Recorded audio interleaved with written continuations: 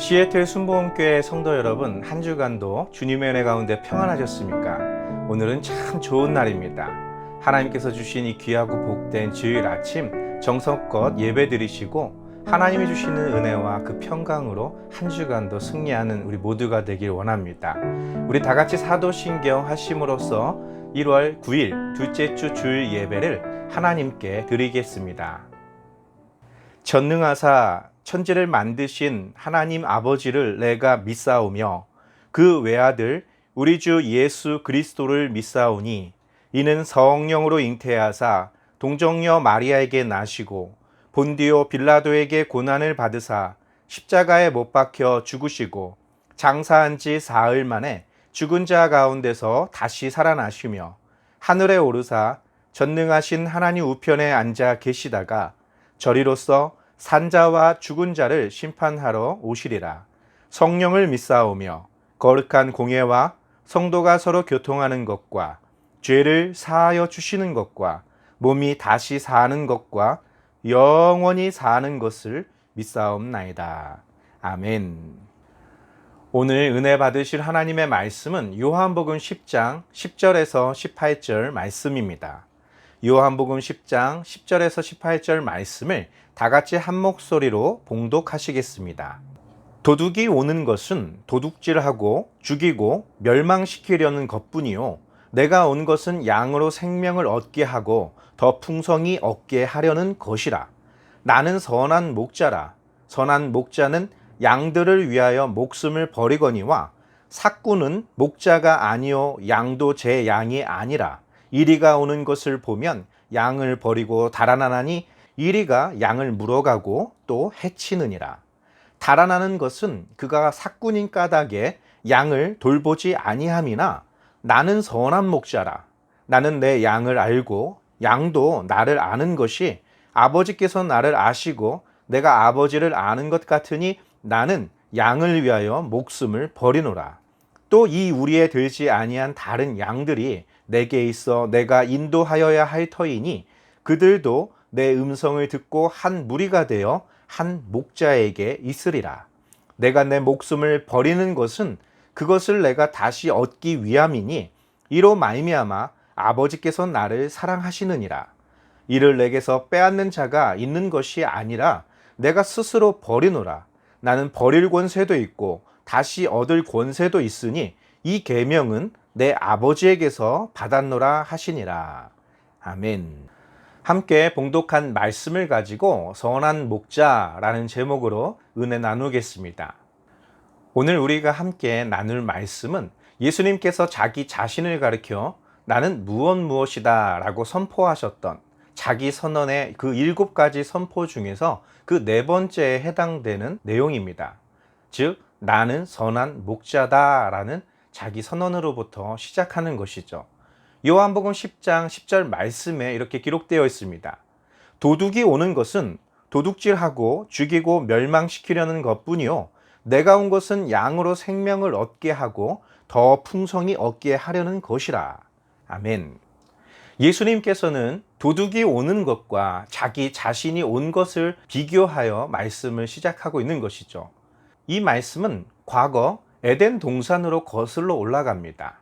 하나님께서 말씀하신 동산 중앙에 있는 선악을 알게 하는 나무, 그 나무의 열매를 먹는 날에는 너희가 정녕 죽을 것이다 말씀하셨지만 아담의 아내 하와는 하나님의 말씀, 즉 아담으로부터 듣게 되었던 하나님의 경고의 메시지가 아닌 마귀의 유혹에 넘어가 그 열매를 본즉 먹음직스럽고 또 지혜롭게 할 만큼 아주 탐스러운 열매였습니다.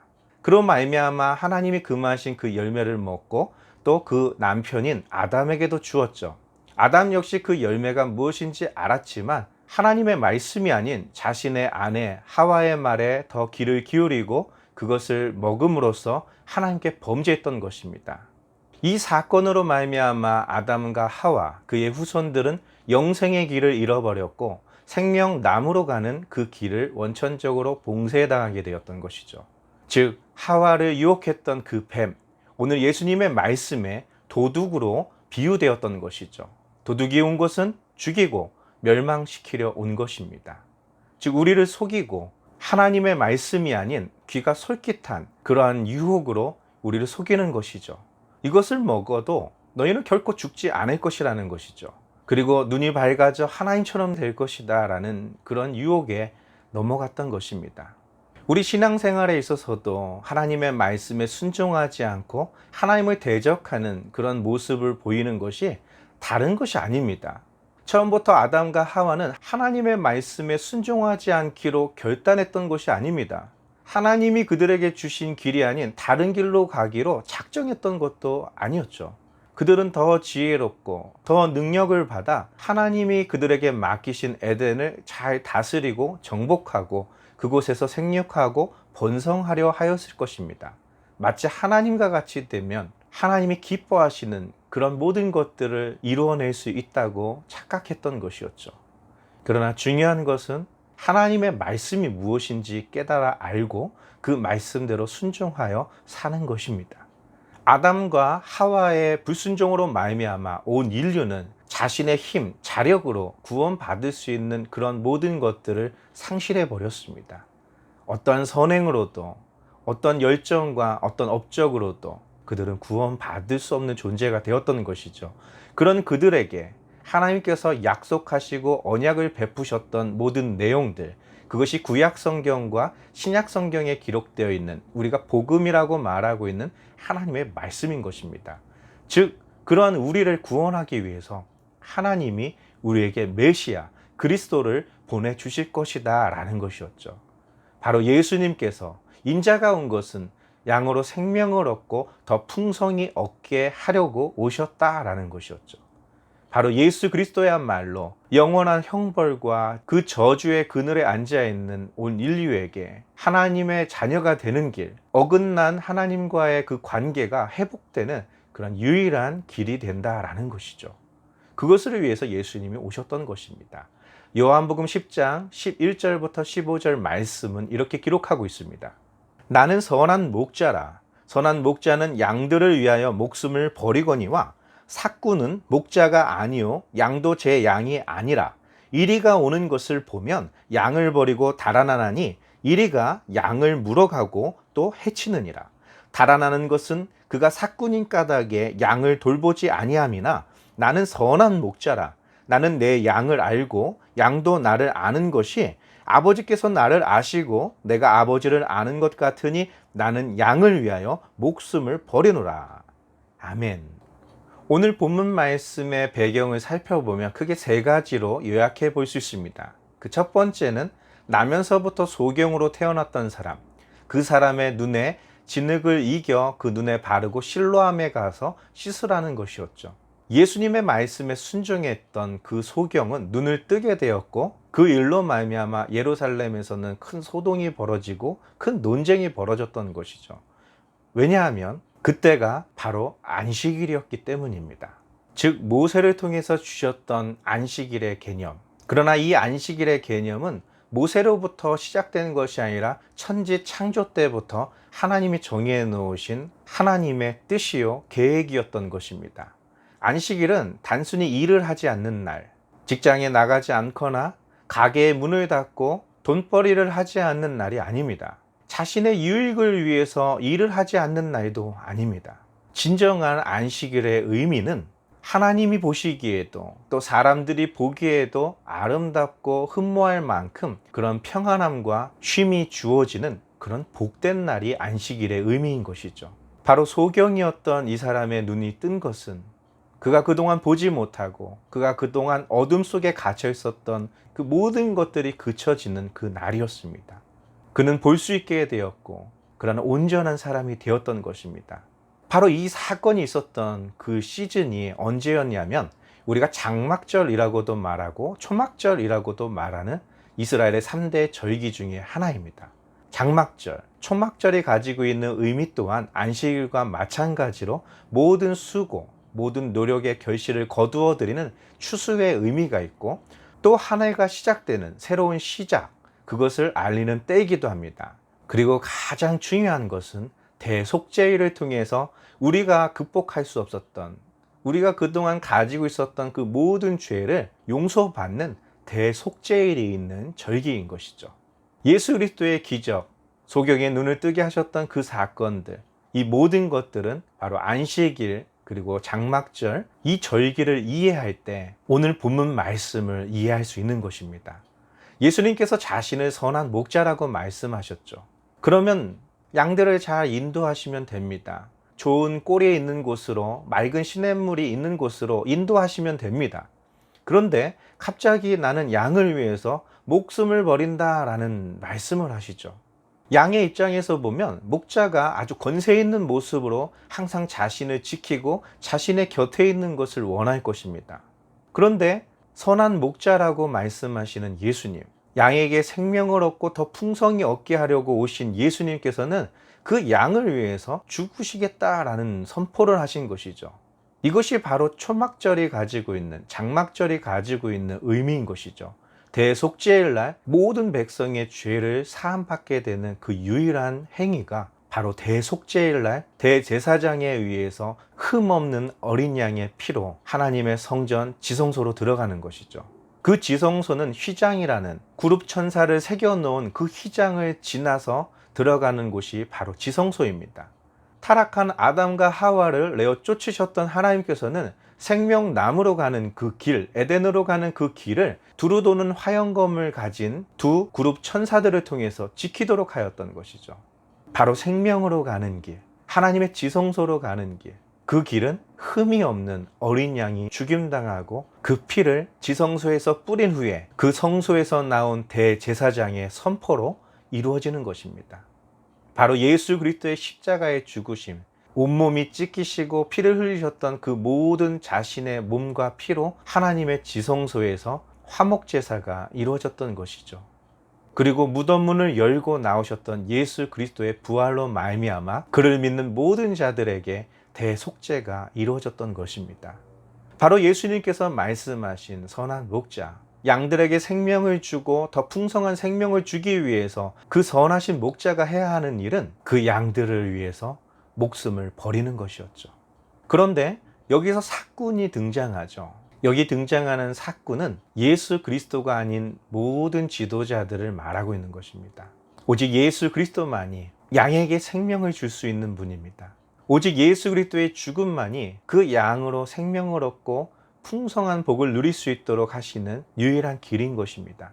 사꾼은 말 그대로 양을 잘 돌보고 그 양이 가야 할 길을 잘 인도하기 위해서 돈을 받고 고용된 그런 일꾼들인 것이죠. 사꾼을 악하다, 악하지 않다 말할 수는 없습니다. 그들은 고용된 사람들입니다. 그들은 주인, 자신들을 고용한 사람을 위해서 일할 뿐입니다. 바로 당시 종교 지도자들, 대제사장과 바리새인, 서기관들, 그런 모든 사람들이 대표적인 그 사꾼인 것이죠. 그들은 결코 나쁜 사람들은 아닙니다. 하나님으로부터 부여받은 그 거룩한 제사장으로서의 직책, 그리고 백성들에게 하나님의 말씀을 선포하고 그 말씀을 가르치는 그런 바리새인과 서기관들, 그들은 모두 다 하나님의 사람이고 하나님의 부르심을 받은 사꾼들입니다. 일꾼들인 것이죠. 오늘날 목회자, 교회의 일꾼들 모두 하나님의 부르심을 받아 세우심을 받은 일꾼들입니다. 그들을 선하다, 악하다 판단할 수 있는 것은 아닌 것이죠. 그런데 문제는 아담과 하와를 타락시켰던 그런 뱀, 즉 이리가 공격해 온다라는 것이죠. 그때 사꾼들은 도망친다라는 것입니다. 이유가 있다면 자기 양이 아니기 때문에, 자신이 사는 것이 양을 지키다, 목숨을 잃는 것보다 더 우선이 되기 때문입니다. 대제사장들, 사두개파 어떠했습니까? 온 세상을 다스릴 권세를 가졌던 그 로마로부터 주어진 그 종교적인 특권을 유지하기 위해서 그들은 만왕의 왕이신 예수님까지도 잡아 죽이는 일들을 했던 것이죠. 예수님의 제자들은 달랐을까요? 양으로 생명을 얻되 더 풍성히 얻게 하시려고 자신의 목숨을 버려 그 귀한 보혈의 피로 온 인류를 구원하실 그 예수님의 계획 앞에서 베드로는 뭐라고 말했습니까? 결단코 그러한 일이 일어나지 않도록 자신이 막겠다고 호언장담하기까지 했던 것이죠. 베드로가 예수님의 말씀을 따르고 싶지 않았을까요? 인간적으로 볼 때 베드로의 심정 모두 다 이해할 수 있는 것이죠. 아까 말씀드렸던 양의 입장에서는 강하신 주님이 우리와 늘 함께 하시고 우리에게 가난과 저주, 질병, 그런 여러 가지 문제들이 우리 곁에 얼씬도 못하도록 늘 지켜주시기를 원할 것입니다. 우리가 교회를 오고 예수님을 따르는 목적이 세상에 있는 모든 우환이나 그런 모든 더러운 저주들, 그런 가난, 그런 질병으로부터 벗어나기 위한 목적입니까? 물론 그런 목적으로 많은 사람들이 예수님께 왔습니다. 배고픈 사람, 병든 사람, 귀신 들린 사람, 문제가 있는 모든 사람들이 예수님께 왔었죠. 예수님은 그들을 꾸짖지 않으시고 그들을 마다하지 않으셨습니다. 모두 다 고쳐주시고 그들을 배불리 먹이시고 그들을 치료하시고 그들을 거룩하게 하셨습니다. 그러나 주님이 그들에게 진정으로 원하셨던 것은 주님이 누구인지를 알기를 원하셨고 그 주님을 믿고 따르는 자에게 구원이 임한다는 사실을 믿기를 원하셨던 것입니다. 요한복음 10장 16절부터 18절 말씀은 이렇게 기록하고 있습니다. 또 이 우리에 들지 아니한 다른 양들이 내게 있어 내가 인도하여야 할 터이니 그들도 내 음성을 듣고 한 무리가 되어 한 목자에게 있으리라. 내가 내 목숨을 버리는 것은 그것을 내가 다시 얻기 위함이니 이로 말미암아 아버지께서 나를 사랑하시느니라. 이를 내게서 빼앗는 자가 있는 것이 아니라 내가 스스로 버리노라. 나는 버릴 권세도 있고 다시 얻을 권세도 있으니 이 계명은 내 아버지에게서 받았노라 하시니라. 아멘. 예수님께서는 자신의 우리에 들지 아니한 다른 양들을 인도하여 한 우리에 들게 하고 한 목자 곁에 있게 하시겠다라고 말씀하셨습니다. 바로 이것이 아브라함을 택하시고 그에게 복을 주셨던 하나님의 말씀과도 일맥상통하는 것이죠. 내가 너로 복이 되게 할 것이다. 천하 만민이 너로 말미암아 복을 받게 될 것이다 라고 하셨던 그 말씀, 그것은 아브라함에게도 이삭에게도 야곱에게도 그의 이름으로 일컬음 받는 그 이스라엘 모든 백성에게 약속된 하나님의 언약이었던 것입니다. 그 언약을 모세를 통해서 율법으로 확증하셨고 그 율법을 완성하실 예수 그리스도께서 오셔서 아브라함과 맺으셨던 그 언약을 성취하신 것이었죠. 이스라엘 백성들 뿐만 아니라 잃어버린 모든 인류를 다시 얻고자 하셨던 하나님의 구원 계획이었던 것이죠. 그러한 까닭에 예수님께서 승천하시기 전 이 복음이 예루살렘에서부터 온 유대와 사마리아와 땅끝까지 이르게 될 것이다 라고 선포하셨던 것입니다. 누군가가 예수님의 목숨을 빼앗을 권세가 있어서가 아닙니다. 예수님을 죽이려는 수많은 계획들이 있었죠. 그때마다 아직 때가 되지 않으므로 예수님께서는 죽임을 당하지 않으셨습니다. 그런데 예수님이 죽임을 당하셨던 십자가를 짊어지셨던 그 유월절 날은 이해할 수 없는 일들이 벌어지고 있습니다. 호산나 다윗의 자손이요, 억지로 예수님을 임금 삼으려고 했던 그런 모든 분위기가 채 사라지기도 전에 예수님은 십자가에 못 박여 죽임을 당하셨다라는 것이죠. 어떻게 이런 일들이 가능할 수 있었습니까? 바로 가룟 유다에게 떡을 떼어주시며 마귀의 유혹에 넘어간 그에게 내가 하려던 것을 속히 하라고 주님은 길을 열어주었던 것이죠. 그리고 유다를 통해 끌고 오게 될 그 로마 병정을 피하기 위해서 겟세마네 동산이 아닌 다른 곳에서 기도하실 수도 있었습니다. 그러나 늘 기도하시던 그곳에서 예수님께서는 자신의 죽음을 기다리고 계셨던 것이죠. 바로 그러한 예수님의 순종 때문에 하나님이 예수님을 사랑하셨던 것입니다. 아담과 하와가 그 죽이고 멸망시키려는 뱀의 유혹에 넘어가지만 않았더라면 그들은 더 큰 하나님의 사랑과 은혜 속에 살게 되었을 텐데 결국 그들은 하나님의 말씀이 아닌 죽이고 멸망시키는, 양을 물어뜯고 해치는 그 이리의 말에 더 마음을 빼앗겼던 것이죠. 나는 선한 목자다 하셨던 이 선포와 함께 예수님이 그 선한 목자로서 양들을 살리기 위해서 하시려는 모든 것들은 예수님 스스로가 하시는 것이 아니라 이미 아버지께 받은 계명이었던 것입니다. 그 계명은 아담에게도 노아에게도 아브라함에게도 모세에게도 다윗에게도 그리고 오늘날 우리에게도 주셨던 하나님의 언약인 것이죠. 그것을 성취하시고 완성하신 분이 바로 우리가 믿고 따르는 예수 그리스도셨다라는 것입니다. 이제 말씀을 정리하고 마치겠습니다. 오늘날 수많은 교회가 있습니다. 은혜로운 설교 말씀들이 쏟아지고 있습니다. 모두 다 하나님의 말씀이고 모두가 성경에 근거한 귀하고 복된 하나님의 말씀이죠. 중요한 것은 예수 그리스도를 구주로 모신 우리가 원하는 것이 무엇인가라는 것입니다. 날 구원하신 하나님께 대한 감사입니까? 죽을 영혼을 살려주신 그 하나님의 크신 은혜에 감사하는 마음으로 이제 앞으로 나의 삶을 하나님의 영광을 위한 삶으로 살아가겠다는 믿음의 선포입니까? 아니면 하나님, 올해에는 더 좋은 일이 있게 해주시옵소서. 올해에는 이 질병에서 고침받게 해주시옵소서. 올해는 이 가난에서 벗어날 수 있도록 복을 내려 주옵소서 라는 떡을 먹기 위해서 주님을 찾았던 무리들, 병을 고침받기 위해서 주님을 찾았던 무리들처럼 또 이 한 해를 살아가기를 원하십니까? 주님은 우리를 아십니다. 우리의 형편을 아십니다. 우리에게 일용할 양식을 주시고 병든 우리의 몸을 치료하시고 우리를 새롭게 하실 것입니다.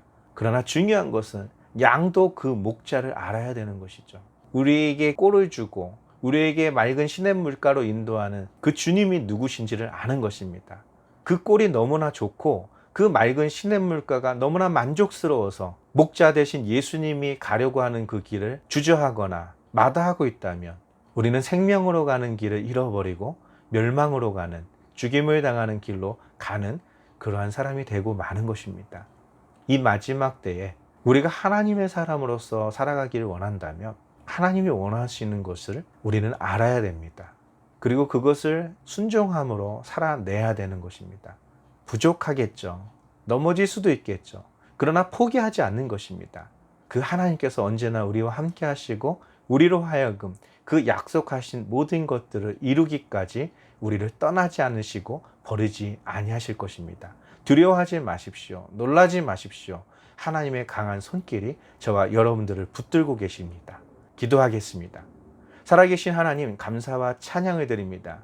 주님의 영광이 날마다 더하게 도와주시고 우리의 삶에 하나님의 말씀으로 뿌리 내리는 삶을 살게 도와 주옵소서. 이 복음을 알지 못하는 자들에게 이 복음을 증거할 수 있는 2022년도가 되게 도와주시고 우리 또한 그 복음 안에서 아름다운 하나님의 열매를 맺어가는 그런 하나님의 자녀가 되게 도와 주옵소서.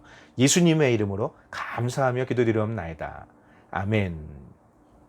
우리 다 같이 주기도문 하심으로써 1월 9일 둘째 주 주일 예배를 모두 마치도록 하겠습니다. 하늘에 계신 우리 아버지여, 이름이 거룩히 여김을 받으시오며 나라가 임하시오며 뜻이 하늘에서 이루어진 것 같이 땅에서도 이루어지리이다. 오늘 우리에게 일용할 양식을 주시옵고 우리가 우리에게 죄지은 자를 사하여 준 것 같이 우리 죄를 사하여 주시옵고 우리를 시험에 들게 하지 마시옵고 다만 악에서 구하시옵소서. 나라와 권세와 영광이 아버지께 영원히 쌓옵나이다. 아멘. 새로운 한 해가 시작되었습니다. 앞으로 우리가 무엇을 경험하게 될지, 어떠한 삶을 살게 될지 명확히 알 수는 없습니다. 그러나 한 가지 우리가 알 수 있는 것은 하나님의 말씀입니다. 하나님의 말씀에 분명히 기록되어 있기를 너희는 나의 이름으로 인하여 핍박을 받게 될 것이다 라는 말씀입니다. 그렇다고 기쁨이나 축복이나 은혜가 없는 것은 아닙니다. 주님이 하고 싶었던 말씀은 주님이 인도하시는 길이 그러한 것들만 있는 길로 인도하신다는 것은 아니라는 것이죠. 그런데 한 가지 주님이 하셨던 말씀, 그러나 담대하라, 내가 세상을 이기었다 라는 것이죠. 즉 여러분들을 힘들게 했던 그 일들, 우리를 괴롭혔던 그런 모든 문제들은 언젠간 끝이 난다라는 것이죠. 그리고 그 끝에서 맞이하게 될 주님의 은혜는 우리가 상상할 수도 없는 가장 영광스럽고 아름다운 하나님의 축복이라는 것입니다. 그 축복을 향하여, 그 하나님의 영광을 향하여 달려가는 우리 시애틀 순복음교회가 되기를 예수님의 이름으로 축원드립니다. 할렐루야.